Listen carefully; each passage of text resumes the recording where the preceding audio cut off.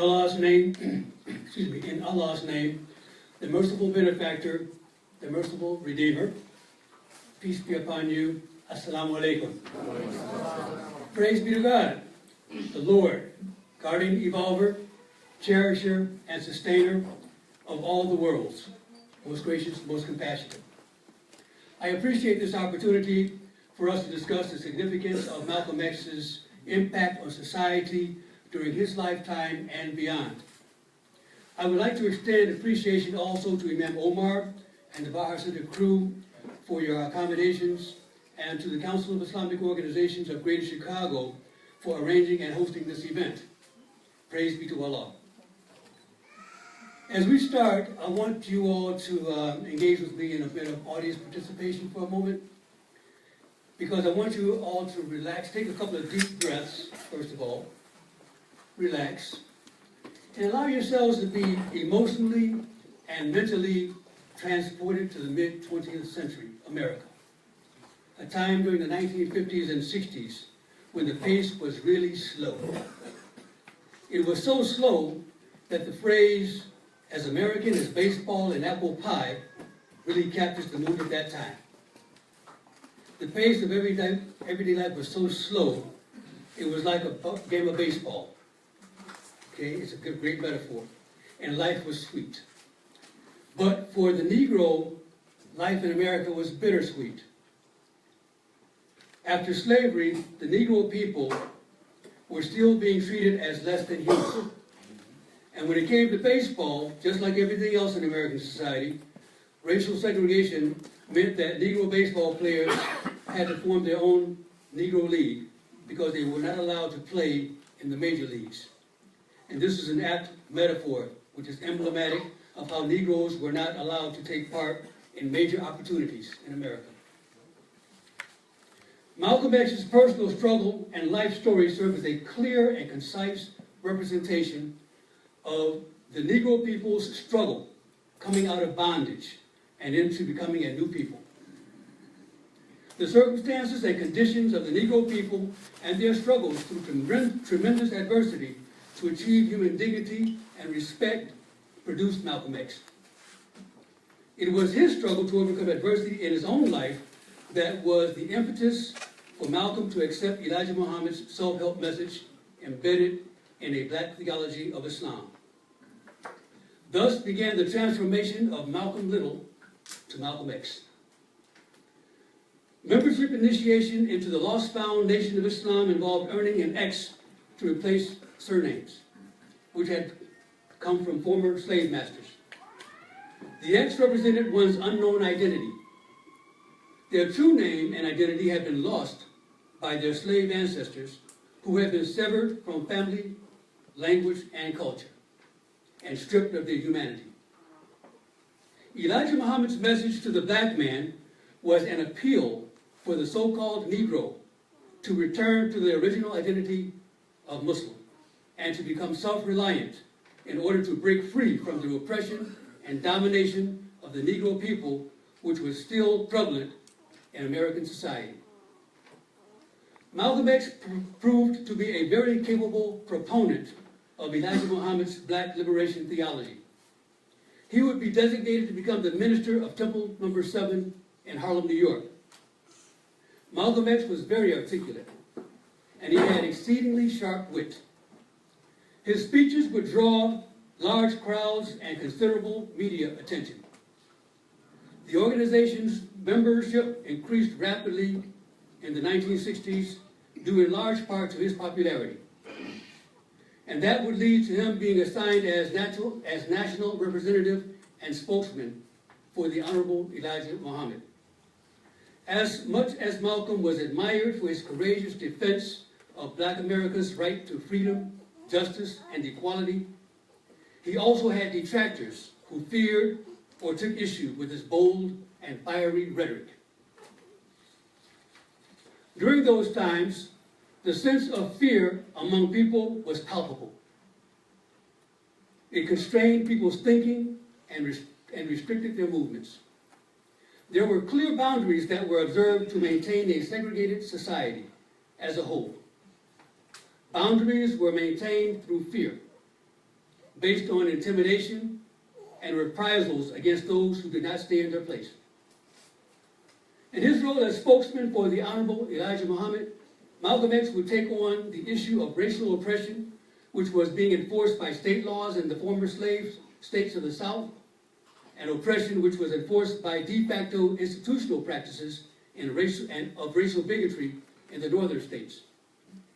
Malcolm X was adept at articulating the messenger's demands that the United States government give Black America some land in the South for the separation of the black race in order to implement Elijah Muhammad's self-help program.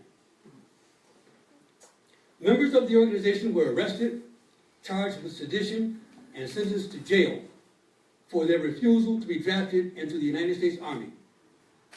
Among those who were arrested and had to serve time was Elijah Muhammad's son, Minister Wallace Muhammad. Malcolm X's role in Black America's freedom movement, the civil rights struggle, became prominent throughout the country and the entire world. He equated Black America's struggle for freedom, justice, and equality with Black peoples of Africa who were engaged in their own struggles against oppression by colonial rulers. Malcolm X eventually transcended Elijah Muhammad's Black theology of Islam teachings, and he embraced the universal message of Islam.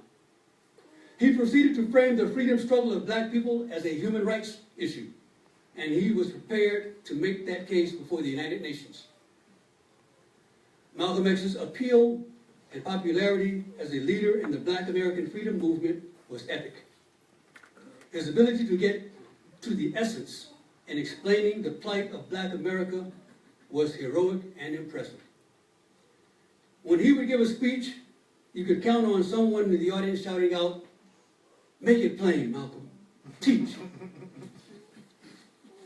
Malcolm X's great rhetorical skill in challenging the status quo caused people to think and act in ways that challenged the status quo.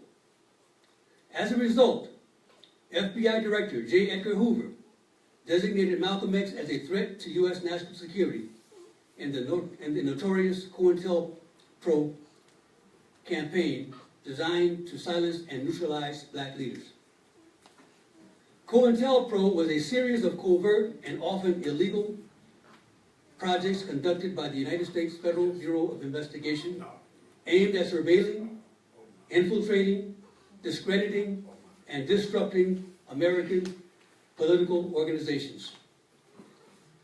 One of the program's stated goals was to prevent the coalition of militant Black nationalist groups, to prevent the rise of the Messiah who could unify militant Black nationalist movement. Malcolm X is one of several great leaders who championed the cause for human rights and human dignity in that time. Each of them, in their own way, challenged the status quo, those conditions that had allowed injustices and indignities. Their courage and steadfast commitment to that mission is consistent with the prophetic tradition. I liken Malcolm to Moses' brother Aaron. He helped make the message of his brother become more effective. I would like to take a quote of God's revelation from the Quran, giving that example. Moses said, "O my Lord, expand me my breast, ease my task for me, and remove the impediment from my speech, so they may understand what I say. And give me a minister from my family, Aaron, my brother. Add to my strength through him, and make him share my task, that we may celebrate thy praise without stint." Also, God's revelation gives us insights into the significance of pairs. From the Quran again. "Glory to God, who created in pairs all things that the earth produces, as well as their own humankind, and other things of which they have no knowledge." And Allah speaks the truth. So profound was the impact of Malcolm X's manner of speaking to the issues of human oppression that I think that there were several pairings between Malcolm and other leaders which helped to amplify all of them. So again, from the Quran, and of everything we have created pairs, that ye may receive instruction. Again, Allah speaks the truth. I will provide 3 examples of such pairings. Minister Malcolm X, national spokesperson for the Honorable Elijah Muhammad. Another one, Malcolm X and Dr. Martin Luther King Jr. had different approaches, which had the effects of playing off of one another. This presented a juxtaposition toward a common cause. Those who were not patient with Martin's eloquent framing of the issues gravitated to Malcolm's fiery rhetoric. Martin talked about the dream. Malcolm talked about the American nightmare. And Martin's patient approach was made all the more palatable to those who feared Malcolm's rhetoric. And the third pairing, Minister Malcolm and Minister Wallace were on a parallel track during their stint in the Nation of Islam. Each of them would be excommunicated for the same infraction, advancing toward true Islam too soon. Minister Wallace had much to do with Malcolm becoming Al-Hajj Malik al-Shabazz. And Malcolm was the impetus which laid much of the groundwork for the coming second resurrection, and Wallace's role as Mujaddid, Warithuddin Muhammad. I'm so happy that everyone was able to come out today. I want to close with another quote from the Quran, talking about those examples of pairings. We know Allah speaks to us about similitudes from the Quran. It is He who begins the process of creation, then repeats it, and for Him it is most easy. To Him belongs the loftiest similitude we could think of in the heavens and the earth, for He is exalted in might, full of wisdom.